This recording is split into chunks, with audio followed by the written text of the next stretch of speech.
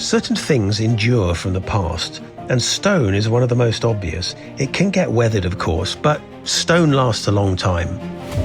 Today, I'm joined by Andrew Ziminski, who works as a monumental stonemason on medieval buildings.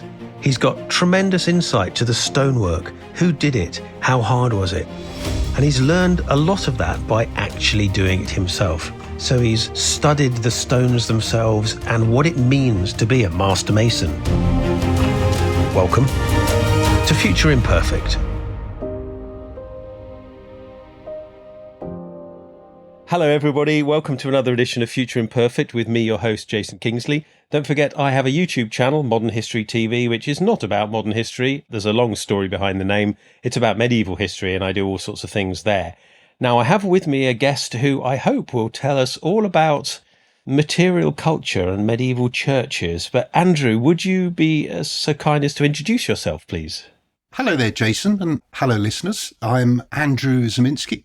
I'm a stonemason. I primarily specialise in the conservation of medieval vaulting and the repair of churches. I try to keep it in the medieval realm as opposed to Victorian churches, which I think are just a bit of a rip-off.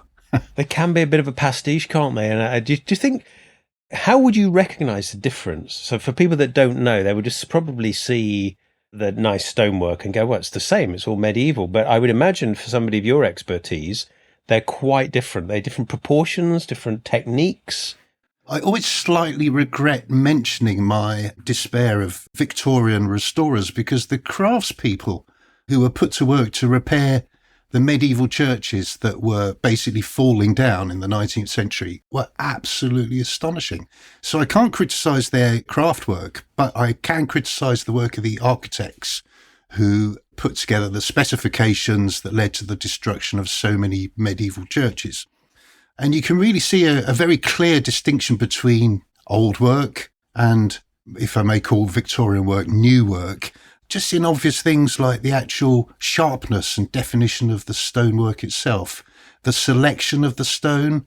If we're just talking about the masonry aspect, that would very often will just be from one single source. It will have come out of a quarry. It will have been worked mechanically and finished by the Victorian masons. Whereas medieval church stonework is more quirky and patinated and softer. The edges will be more rounded. Very often, if it's a porch, the entrance to the church, there'll be lots of early graffiti there. So, that's always something to look out for as well. So it's basically, if it's looking a bit beaten up and down at heel, it's medieval and not Victorian. Is that because they didn't really have the concept of an architect in medieval times? I mean, they had master masons, as I understand it, but did they have architects as such? That's really great. Yes, architects are a modern concept from the 18th century. So you would have the master mason calling the shots along with the master carpenter. Let's just specialise on churches. If you're building a church from scratch, the master carpenter and the master mason would have worked together very closely because a mason cannot do their job without a carpenter and both cannot do their jobs without a blacksmith. So there'd be a whole range of people working very closely together to create the tools, to sharpen the tools, to put up the formwork that would allow the masonry aspect to be supported, all that sort of stuff. So the formwork is so if you're building an arch, you've got to build a sort of wooden sub-arch that you build on top of, as I understand it. Is that what you mean by formwork? Is it different from scaffolding? Yeah, so the formwork can be supported on the scaffolding. It's basically a bridge to support the stonework. So you build your form. If you're building a cathedral nave or a high church nave, you'll notice that these structures are built in bays. So there'll be piers that support the vaulting between each section. And they would build each section one at a time and then slide along the formwork to build the next section. So the formwork wouldn't be taken apart. It'd be put on a sort of railway track, if you like. Oh, interesting. Yeah, and they'd be on folding wedges, and they'd just knock out the folding wedges. The formwork would drop down ever so slightly, and then they'd get a load of grunters to move the formwork into the next bay. That's interesting. I hadn't thought of it that way. So not exactly a kind of a conveyor belt as such, but sort of almost sort of parallel to it. Yeah. So the similarities. Quite modular, actually, Yeah. I mean, you can see these methodologies were developed in Roman times. The Byzantines carried them on. That's picked up in the Islamic world. And that's why there's such a massive influence of the Islamic world in Northern European, Southern European medieval churches. The shape of arches changes, though, doesn't it? As I understand it, again, correct me if I'm wrong here, Roman arches typically were semicircular, and then you start to go to the more pointed arches, the lancet arches, which I think of as typically medieval.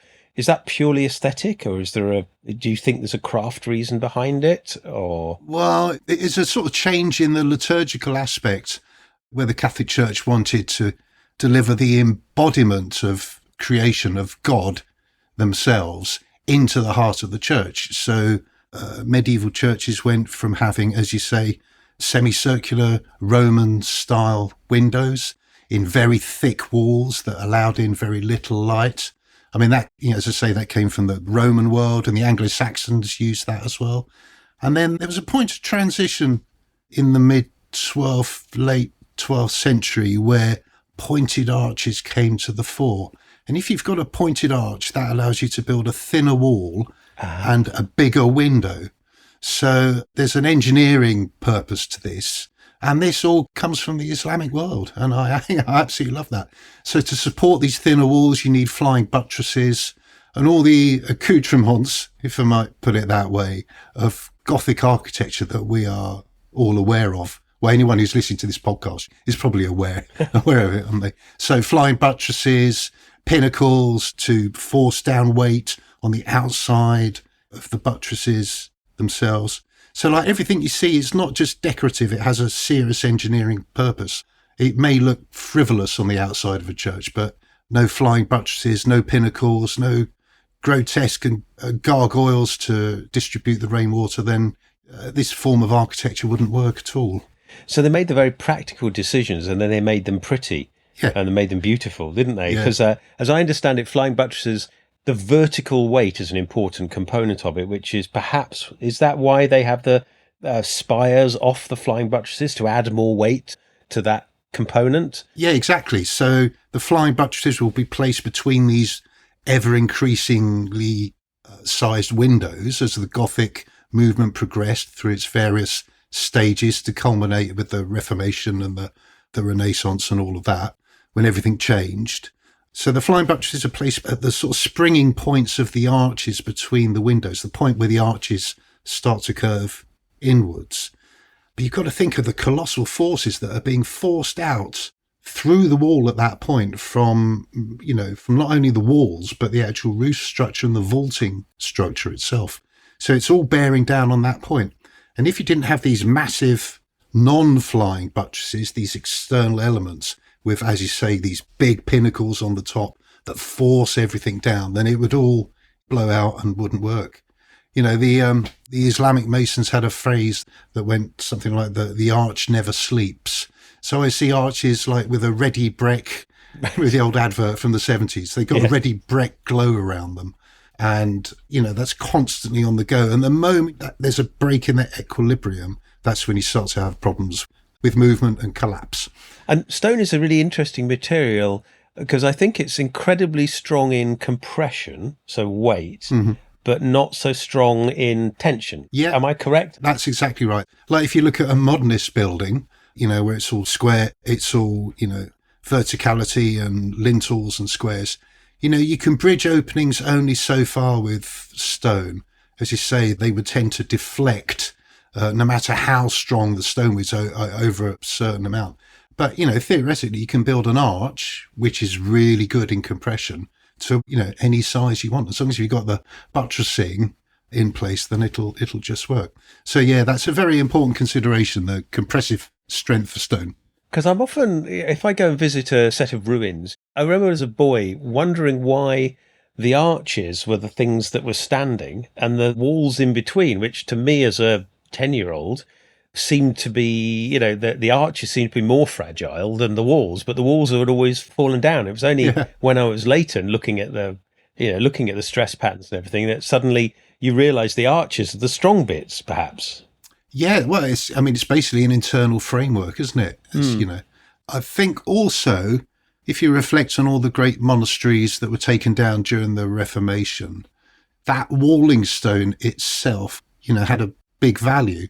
So I think the asset strippers of that time would have taken down the actual stone, the vertical stonework and left the arches. Just thought, oh, well, just see what happens here and see if it collapses. So, oh, right. So the walls may not have fallen down. They may have been disassembled and quarried. Yes. Right. Yes, Okay. very much so. That's interesting. Yeah, of course.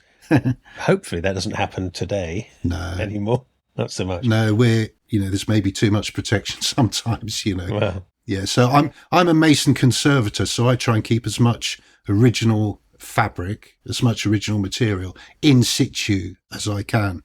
But, as I've come to specialise in just working on churches, our tiny company's got, quite good carpentry skills, and we're sort of very traditional building operation. I wouldn't have a clue how to use a modern gypsum plaster or a... Is it all lime that you use? Yeah. Lime, yeah. So Yeah. nice breathable mortars and things like that. Yeah, Yeah. all lime in all its many many faculties.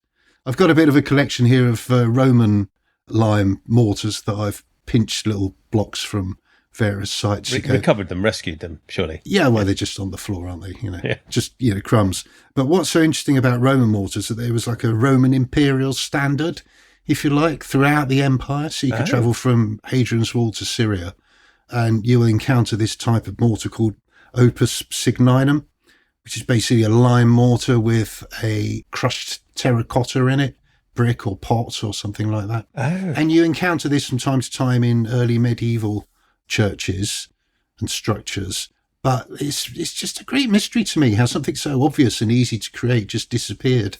Oh, so that specific kind of formulation, lime and terra crushed, is it powdered or is it kind of crushed into an aggregate? Yeah, it's just sort of pounded and turned into an aggregate no bigger than, well, it's, like a very coarse shelly sand. Right. But the fascination of that is that, of course, this is the first concrete, so you could build harbour works, aqueducts, bridges, vaults, no opus signinum, no Roman Empire, basically. And I just think it's a great mystery to me how that was lost during medieval times. So roughly when does it sort of fizzle out? When does it stop appearing? The 500-600s. Wow. There's a record of its use in Jarrow.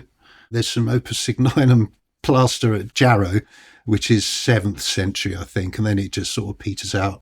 And then the sort of equivalent doesn't really pop up until the 13th century, 14th century. Why do you think that disappeared? I mean, because presumably people were learning from people that had done it before, and they'd say, this is how you mix this stuff. It's good enough for the Romans, so it should be good enough for us. Yeah. But was it cheaper to do it differently, do you think? I'm absolutely mystified by it. It's like very few medieval churches I work on have any sort of, the actual lime, the burnt limestone, where water is added and turned into this paste that glues the stone together. That seldom has this extra material, this wonder material added. Medieval people learned everything from the classical world, didn't they? So why that tradition didn't carry on, I'm absolutely... There's a doctorate in there somewhere, isn't there? Yeah. I mean, sometimes it's to do with availability of materials, and they just don't have it. They don't think it's necessary, and they get away with, maybe money, maybe cheapness. Yeah. But it sounds like that would be fairly bulk fill, and therefore be cheaper than the pure lime itself, because you're exactly. bulking it out. Exactly. There's no shortage of potteries in medieval times, were there? So I just How strange. It's a complete mystery to me. There's a church I've worked on in Bradford-on-Avon in Wiltshire, which is built about the year 1000. And what's interesting about that is that it's probably one of the earliest purpose-built churches. Stone churches prior to that have been basically built from reused Roman material. So they were robbing out Roman sites and using that stonework. But this church is built from scratch. So, I suspect the masons there came from Gaul or somewhere like that, somewhere in France. But yeah, this is like, new type of architecture, new type of church. It's very Roman in influence. It's a tiny sort of basilican church with, Roman type decorations. But the structural material is very weak indeed, but it's still there. So, well, he's not doing that badly to be, no. 1,000 years old, so and still Yes, standing. exactly. Yeah. So, are there any other surprises you've come across when you've been doing restorations? Because I know that the masons, I believe they used to put quite a lot of jokes in some of the carvings, and some of it's quite rude, I think, as well. Oh, yeah. Have you come across anything like that? Yeah, all the time. Right. I live in Somerset and we have a type of grotesque figure called a hunky punk. And so often they are, they're pornographic. There'll be willies and ladies' parts, Right. all over the place. There's a particular school of masons in East Anglia that specialised in making a gargoyle. So a gargoyle is a projecting, horrible figure that is designed to take water away from the roof structure. And you have them at the strategic points at the corners of the church. And, we gargle when we have a sore throat, don't we? So it comes from the old French for the throat. But their specialism is that instead of the water disgorging from the mouth via a lead spout, the water will disgorge from the mooning backside of the grotesque figure. And, bloody brilliant. Bring it on. Do you think the people on the ground that were paying for this, the priests or whatever, the religious people, ever climbed up to have a look? Oh, yeah. Did they have a rope? They must have had a robust sense of humour then, or something. I think the masons just called the shots then. Right. You didn't want to pee them off too much because they'll just walk. Right. I see what you mean. Literally. Yeah. Yeah. So churches weren't built to the glory of God. Churches were built to reduce any member of the local parish's time in purgatory. Medieval people were completely obsessed with the concept of purgatory, which is a sort of waiting room, a halfway house between heaven and hell. And the idea was that you could reduce your time in purgatory by undertaking good works, i.e. building churches or church towers, creating artworks, stained glass windows, all that sort of stuff. So churches were not built to the glory of God. They were built because of self-interest. I mean, I wouldn't want to end up in purgatory for 4,000 years. I suppose if people were very religious, I think back then, or the society was much more religious than it is today. So I think the value was being seen to do good works, and then also having an advantage after you die, leaving it behind, and also, time off for good behaviour or whatever the equivalent is. Yeah. Have you found any errors in construction, though? I mean, we find jokes, but when you're building stuff, do you go, oh, somebody bodged this? Oh, yeah. 1,000 years ago. All the time. It's a constant. Yeah. I'd say nothing's changed. We're really good, of course. But if you look at a church tower, if you look at a medieval belfry in the West Country, they're generally at the west end of the church, and that's a specialism of ours, is to repair these towers. You can see where they started to build the tower in sections. A typical church tower would take about 3 years to build. Okay. So there'd be the master mason, their crew of 3 or 4 masons, and they'd be cutting and forming the stone over the winter and fixing it from Easter through to Michaelmas, which is in October. Anything after that is going to get damaged by frost action. And in building these towers, you can just tell which ones they've bodged the foundations, i.e. there won't be any foundations, because as soon as you get to the first stage, that's perfectly plumb, vertical, and then you can see it goes to the next stage and it's gone out of verticality. So the next stage they build to counteract that. So many churches you'll see have this sort of vague, there was nothing they could do about that really. They were stuffed by physics and, Is that the tower sinking into the ground and settling? Right. Okay. Yeah, exactly that. I mean, there's so many great examples of that. Temple Church in Bristol, that's a really great example. But, they're built on a floodplain there, so it's no wonder it tilts over at 100 degrees, Wow. Whatever it is. I mean, I look at that and I wonder how it's still standing. The lean on it is so significant. I was going to say, but I presume things did fall down. Are we aware of things having to be built several times? Have you found sort of rubble left over from a false start as such when you're doing repairs? If I was an academic, I'm sure I could come up with some. No, it's some fine. names. No, I just but wondered. I can't. Yeah. You quite often see a break in the walling where you can just tell something has gone awry. Right. But there's a famous one in France. its name escapes me. They were trying to build it higher and higher and just kept coming down. It fell down about 4 times and then they just gave up. So, so much of this practice is trial and error. And you're completely dependent on the compressive strength of the stone, what the foundations are of the church. I mean, the foundations of the nave at Salisbury, where I trained at the cathedral, are really interesting because, as you know, Salisbury's built on a floodplain. It's on this sort of gravelly terrace next to the 5 rivers there that converge on Salisbury. And there's a holy dipstick under the crossing where, every day the verger goes and checks the depth of the water in the gravel below. It's quite, I've seen it where it's like weeping out of the top. But there, they haven't bothered with foundations into that because what's the point? Instead, they've built a foundational course on top. Like those floating helicopters. Yeah. They've got those big sausages. Big pads. So big pads of stone or something, or? Yes. Yeah. So there's 2, like 3 feet deep pads of stone that run the whole length, that spread the whole weight out all the way along. Right. And it's, very effective. It's been there since 1220. So, Yeah. Job done.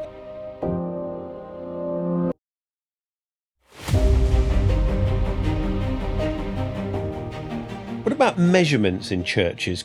As a specialist, can you see the hand of the same mason in different buildings? Is there a way of telling that? Is there a sort of micro style of stonework or? Yeah, just anecdotally I can see. So we work in a journeyman medieval tradition, really. We literally go from job to job. Yeah. We put a tower scaffold up around a church tower and we repair that. And there are 3 close to me I live in Frome in Somerset. And there are 3 churches close to me that you can just tell it's the same team. Right. All these towers went up in the 15 years around 1480.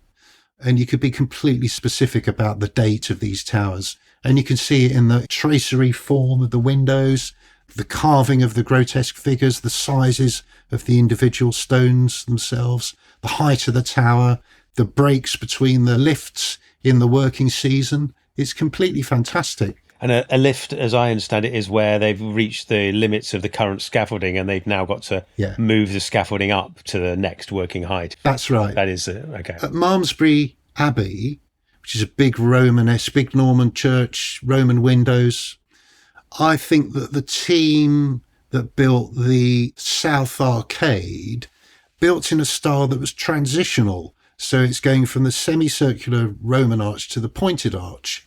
So it's got this sort of typical Roman Norman decorations on, but they're pointed arches and you can see there, it's all getting bigger and braver and more interesting. Right, yeah. And I think the same team was then moved down to Wells Cathedral because they started work there in the north porch. It's very, very similar. And I can't help thinking it's the same lot of work or the offspring of the same lot of work that built this porch, which is, again, built in this transitional style. But then obviously you look at the rest of Wells and it's an early English style, very, very different to what you see in the porch. But you can see that handing on of the baton, Which I love. And it's the sort of thing that only a practitioner might see. Even a sort of a church architecture specialist looking at it might not recognise some of the craft signs and the sort of the detail, the micro details of the way the stone has been carved. I was going to ask about, where did these teams live when they were building these things? Did they live locally, or would they have built a kind of temporary accommodation to stay in? Do you know? Ye Airbnb, I guess. I don't know. So, these are handy individuals, and they'd have built a lodge where they were working to process the stone. Mm-hmm. So I can't help but think that they would have had living accommodation out the back. Yeah. You don't want to be travelling miles. No. Sleep somewhere, travel miles to your site. You want to get up, have some food and start work, don't you? Yeah, exactly. Path of least resistance. I mean, this trio of churches around me at Frome that I was just mentioning, let's say they lived in a central point. They're still at least an hour's walk away from each other, over an hour. So I suspect they would have just knocked up their own, they're living there in the summer. I suspect part of the deal was they'd have had their food and lodgings. Labour would have been provided, like grunt would have been provided by the locals as part of their reduction of their time in purgatory, So, I think they would definitely be living on site. very much as we do. If I go away and we're working to repair a monument in a church, it's a 2-3 week job. We'll always stay away in a Airbnb or like when I was younger, we'd be in the back of the van or we'd sleep in a cave or. You sort of sleep in the cart you brought with you Yes. with your tools. Yeah. Yeah. I wonder how, because they were there for years, weren't they? Sometimes you talk about building a church tower takes 3 years. So these people are going to be fairly integrated, or are they? Are they going to be seen as master masons and they would be treated differently by the locals, do you think? Or would they integrate? I mean, a master mason was a very high status individual and paid an incredible amount of money comparatively. So I think the actual master, I mean, if we're talking about a master on a grand project like Salisbury or Windsor Castle or whatever, then obviously that's a bit different. That's different. Yeah, it's almost secular nobility, isn't it? Yes. But I think the master mason on the jobbing churches around here would have just mucked in with his people and, that was that. So did they have a sort of a hierarchy as such? Were there organisations? I mean, obviously, people have heard of the Masons as a secret society or less secret society, I suppose, because we know about them. Presume there were guilds of Masons and stuff, but would all Masons of this quality be part of an organisation like that, or would they be sort of more freelancy? Well, the whole craft guild movement that all the City of London trade guilds come from, the Plaisterers Company and the Honourable Company of Masons and so on and so forth. That was a very important part of your moving forward and progressing towards the rank of master. So grading was really, really important at that time. Once you've had your indenture signed off and you're no longer an apprentice, then you probably become a master in 15 years. Okay. But that doesn't sound that long, but, most people were dead by the time they were 50, weren't they? So, well, yeah. So how would you become a mason? You talk about indenture. So did they find people to become apprentices or the equivalent? Or was it families? Was it local people saying, hey, I'd like to do that job? Yeah, all of that, I think. Okay. Everything you mentioned there is how people come to us to work, people who are going through career change, people who just happen to live in the same town or community that we're working with, family, friends. There was one chap we had, he wrote me a really nice letter a few years ago. Wrote me a letter. So we put him through college. Right.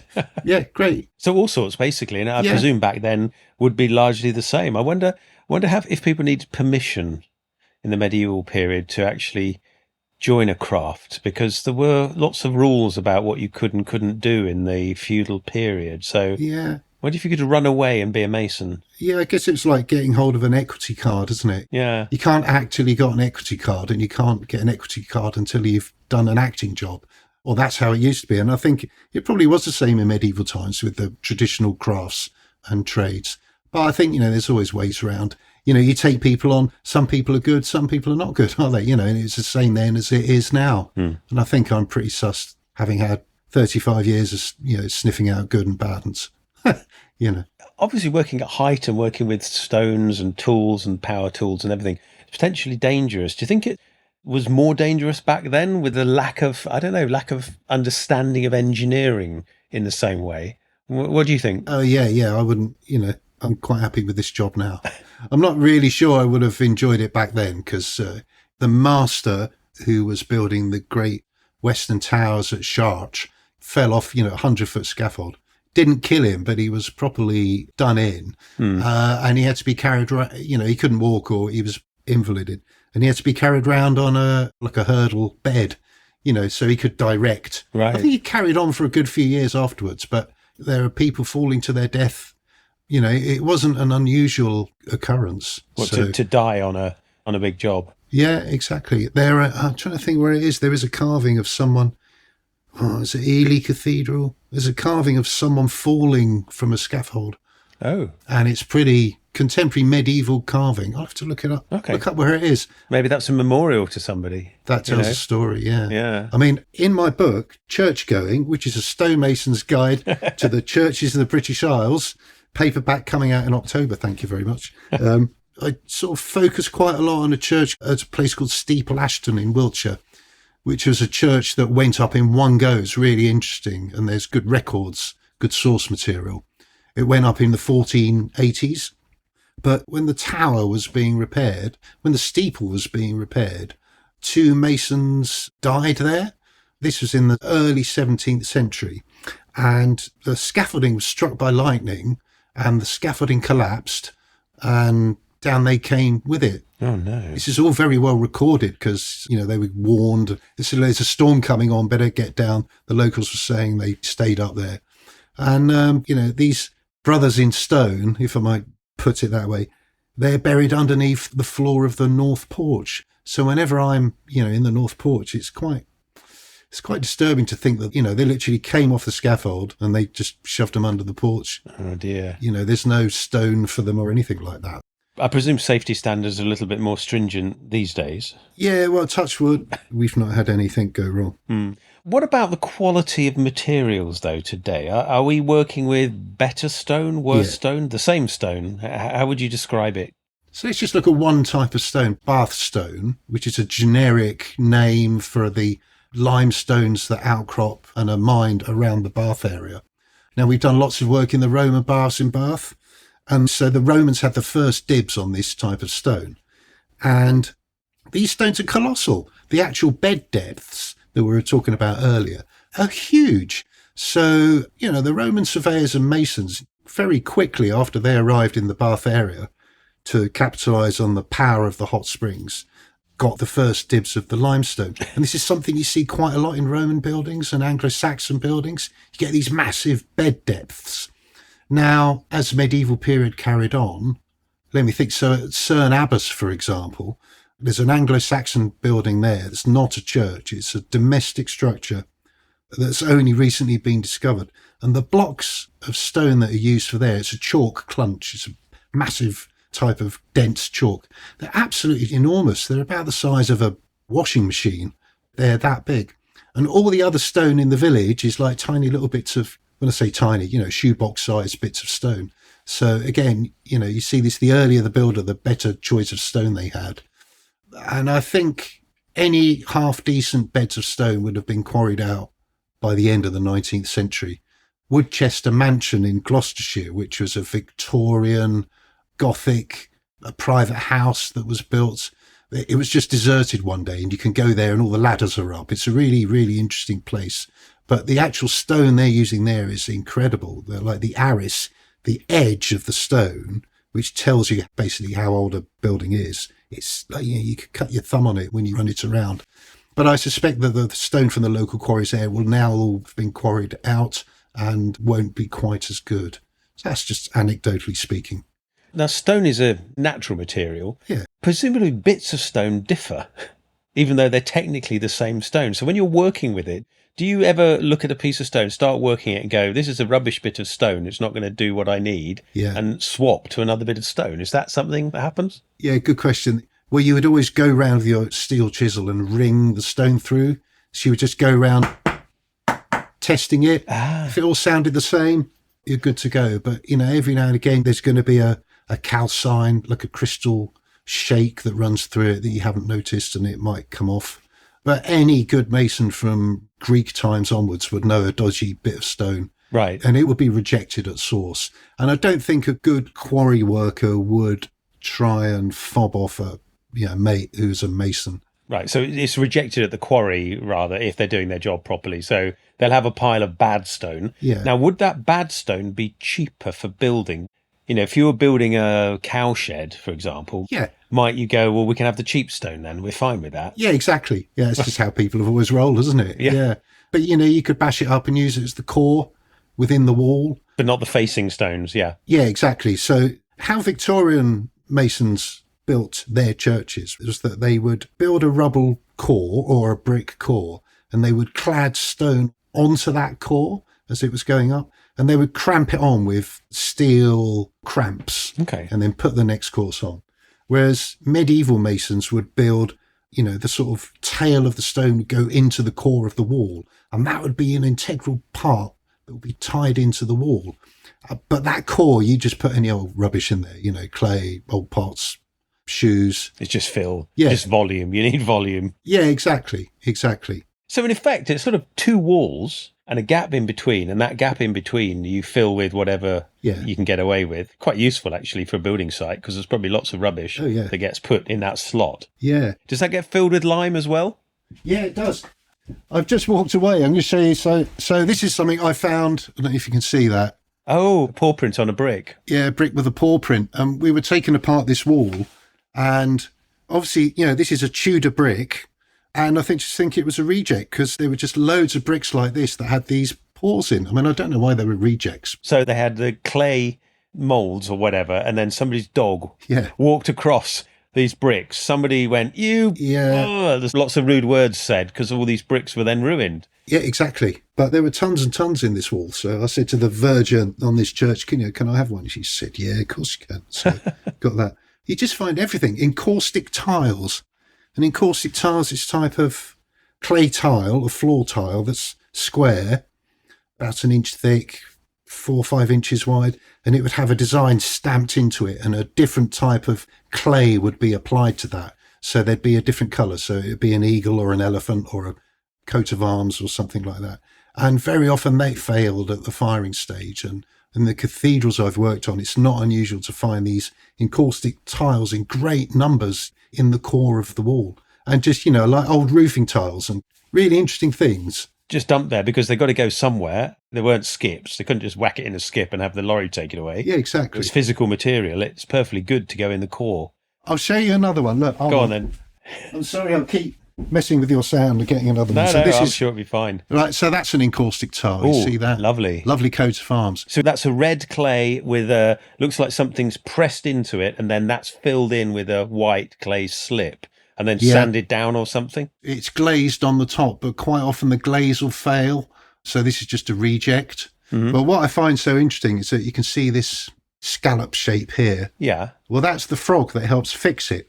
And you can see I'm putting my thumb in it and moving around, and that's how the tile maker made this mark. Just in the back of it? Yeah. So there'd be 4 of them in this tile. It's a really beautiful thing. I love doing that. And all of those secrets are hidden. So they're sort of hidden underground. So you would never know unless you were a specialist or you were restoring all of these secrets. And I wonder how many treasures are actually, to us, are buried in the cores of these fantastic buildings. Probably millions of them. That's one of the reasons that I wrote my book, is that we're always finding remnants of the pre-Reformation church that had been buried away or squirreled away in the walls. So that can be devotional sculpture that was banned under the reforms that led to the Reformation, or this can be images of Mary, or it could be painted woodwork. Just always finding stuff just hold up. And as I've gone on my church visits, because I'm a proper church nerd, I go on holiday looking at churches. It's just time and again, the things that have survived have only survived because local people, when the commissioners were coming, that have been sent by Henry VIII or Cromwell, or the Cromwells, people would hide these objects away and then they'd be forgotten about. We were working on some medieval pews in a church in North Wiltshire, and we found what they call a rood. It's a depiction of the crucifixion. And because it's been buried away underneath the floorboards of these medieval pews, all of the paintwork, the pigment is all there. It's gold leaf. Oh, wow. There's lapis lazuli, these pigments imported from Afghanistan. The faces have been bashed off, but the actual colouring is just extraordinary. That's a real career high point, I have to say, to discover this thing. Oh, that's wonderful. Yeah. So I've mentioned purgatory a few times. So if you're wealthy, you would pay for a devotional chapel that would employ a priest, to a chantry chapel to pray for your soul, to chant for your soul.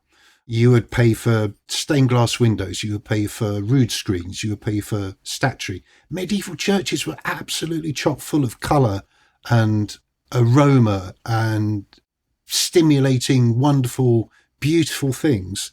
And if you're an ordinary peasant, you'd chuck in your groat per week into the local guild, and the local guild would save money to pay for candles to light in front of an image of the crucifixion or of Mary or of a local saint or whatever.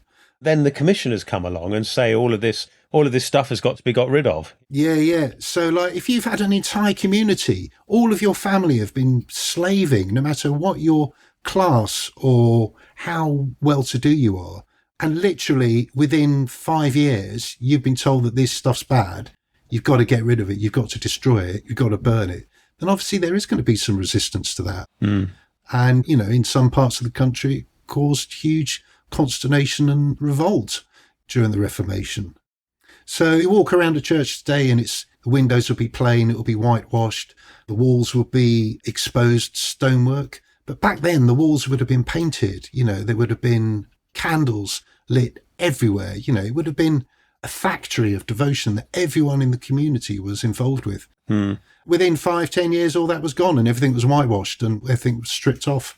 Yeah, well, they went around destroying stuff, didn't they? Effigies got noses hacked off and legs broken. I think there's one in Hereford Cathedral that I saw that they have an extra leg because they actually found the leg that was broken off. So somebody made a replacement in the 19th century, which was an exact mirror.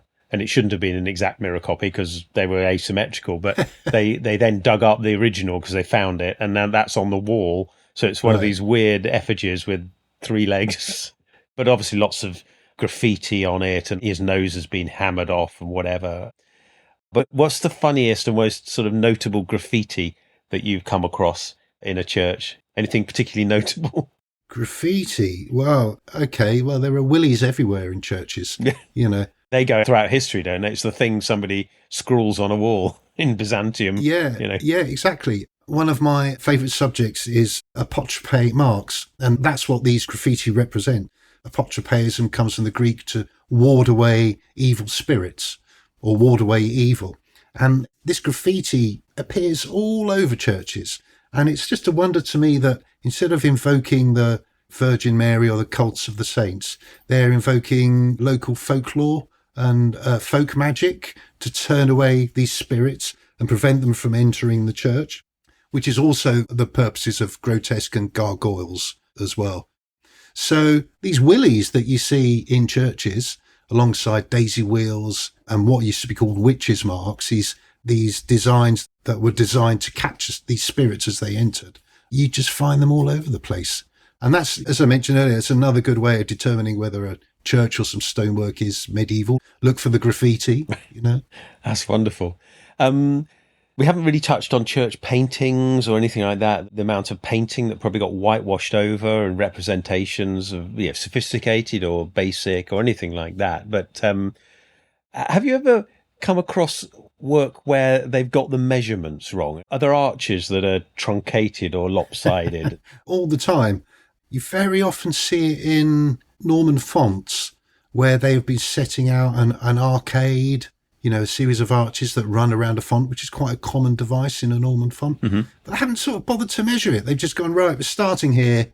We're going to cut this arcade in, tap, tap, tap, tap, tap. And they get to the end and they think, oh, blimey, we've got to squeeze in this like diddy little arch, So on Norman fonts you see it, and you certainly see it in broader, more architectural masonry as well. Maybe they turn that bit around so that the audience can't see it, or the other way. I don't know who would be the least likely to want to see that or even notice it, because people don't notice these things. Maybe if you keep quiet about it, keep your fingers crossed, nobody will notice before you've gone to the next place. Yes, people were as lacking in discernment then as they are now. Yeah. Probably more so now.